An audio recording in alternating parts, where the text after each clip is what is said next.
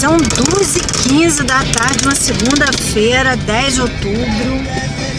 Olha como está a situação dessa Alberto Brownie, gente.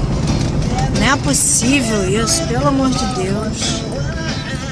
A gente não consegue se deslocar de jeito nenhum.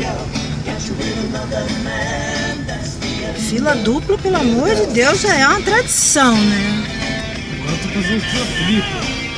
Agora o objetivo é fila tripla. Vamos bater esse recorde, Friburgo. Olha que absurdo.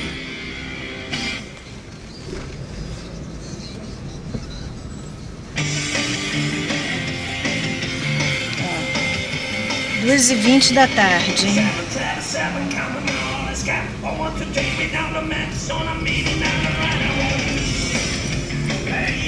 Não tem um agente da Altran, sei lá, que...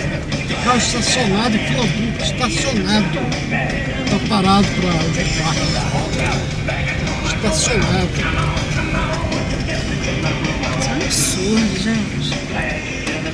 Virou bagunça. Ó, não há um agente de trânsito.